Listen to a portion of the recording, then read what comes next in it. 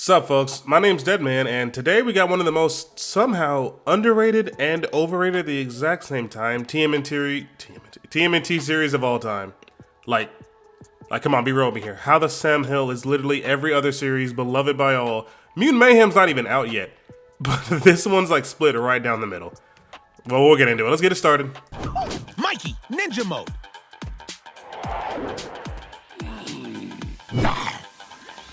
Okay, there's a chance he can still see us. Rise of the TMNT is an American animated science fiction comedy superhero TV series developed and executive produced by Andy Serrano and Ant Ward, and it's the fourth series of TMNT we've gotten. It aired in 2018, lasted 2 years, then came back for a movie in 2022, and some parts of the fandom have been hoping and praying for a third season ever since. Rise high-key says fuck it to the traditional TMNT formula we all know. So like, in this one, Raph is the leader, Leo's the funny guy, Mikey's the angry aggressive one, and the Donatello formula can never and will never be changed. I will straight up fight a nigga over Donnie. It's war with this one, I'm not playing. He's not even my favorite turtle. I'm like Raph all day, but nobody better fuck with my purple nerd son. Not a game. Oh, you're so cute, but so mean. Why do I always go for your type?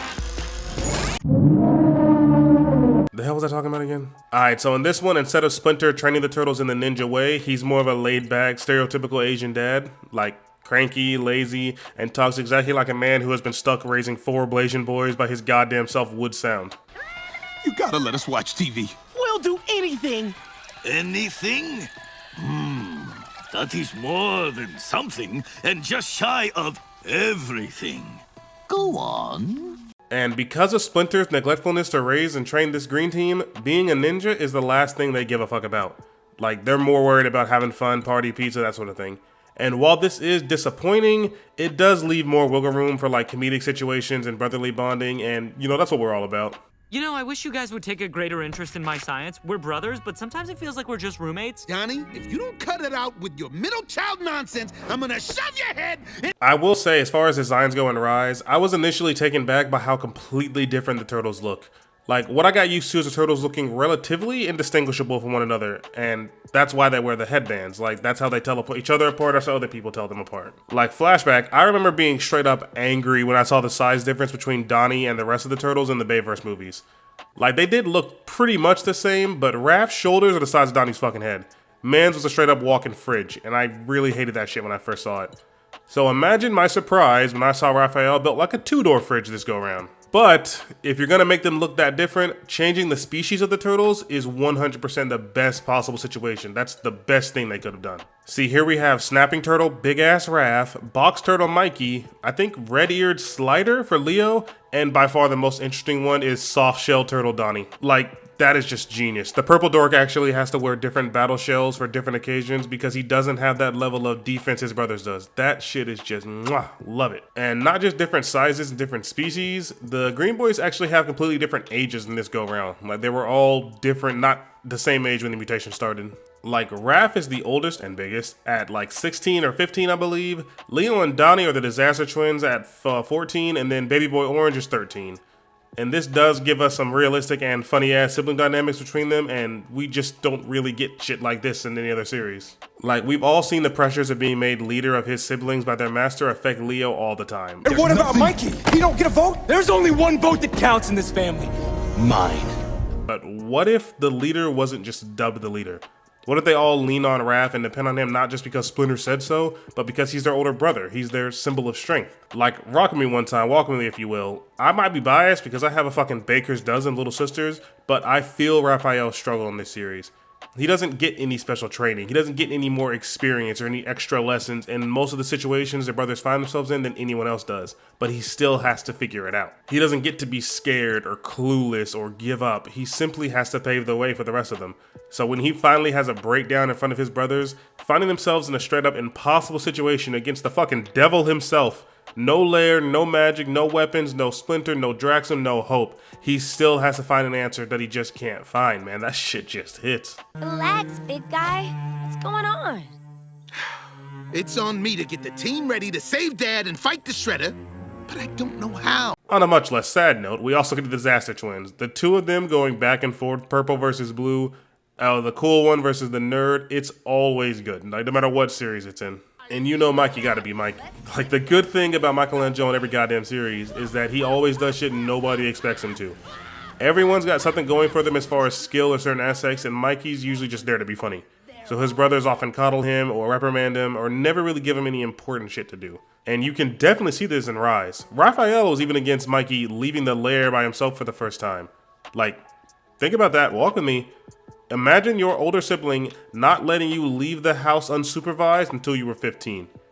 I don't mean going over to a sleepover or anything. I mean literally exiting the door by yourself is a fucking no-go. Years, right now it's just too dangerous. I say we let him go, Raph. You went out on your own when you were his age. Yeah, but when I was his age, I was 2 years older. What is up with your math?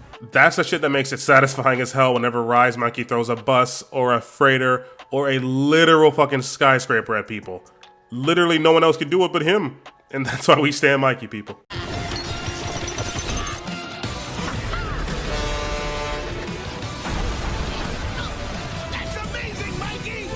And speaking of Mikey throwing shit, I guess that's a good segue to move on to weapons, because let me tell you right now, I fucking hate him. Mikey has a ball chain yo-yo thing. I don't know what that is. It just sucks. He doesn't use it like it's supposed to be used. He doesn't hit anybody with the yo-yo part. It's no different than his nunchuck. Why didn't you just... he's just a chain. It summons fire that is irrelevant because everyone is apparently fireproof in this universe. It's just... why? Literally, what was your decision making? Leo still does the katana thing, but it's only just one katana this time. And why does it look like that? Like, what's with the fat bottom? I like the teleporting thing, the portals and all, but that's just an ugly design for a sword. And you can go straight to hell with these fuck-ass fiddlesticks for Raph. Animation-wise, the tone for it don't even work with his fighting style. Raphael is always the first one to straight up deck a nigga, and the side let him do that and stab you at the same time.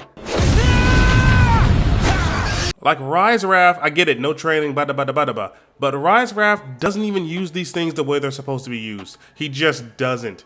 They don't help him with his power. It's just worthless, man. Now, on a brighter note, Donnie's staff being part of his tech kit was once again some straight up good creative decision making. It allows him to be teched up as possible while still being true to the character, and we like that. But there is the one downside of Donnie's staff being tech based. It's that since he created it, it doesn't give him any powers like his brothers do. Well, not at first at least. And while he doesn't need them, he always feels like a step down. But as much as I love the powers and magic system of Rise, you gotta admit, it does take away from the whole ninja aspect of the Ninja Turtles. Like, the skill part of it, the part that they're just swinging through the city or going against crazy demons using just straight hands, it's just not here. Like, by the end of the series, Raph has a Susanoo, and Leo can just teleport to his sword. Donnie's making tech out of nothing. It's just, why? Like, it's just too much. If this isn't the poster shot, someone's getting fired. The only one with any straight up skill and footwork is Splinter, who is perfect in every way, except design. Why is he so short? The great Lujitsu.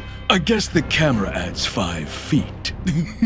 Burn! Like, don't get it twisted. The boys using their powers still make for some really good animation. That shit looks amazing. But I can't exactly see any TMNT fans jumping for joy at Giant Raph or tech from Thin Air Donnie.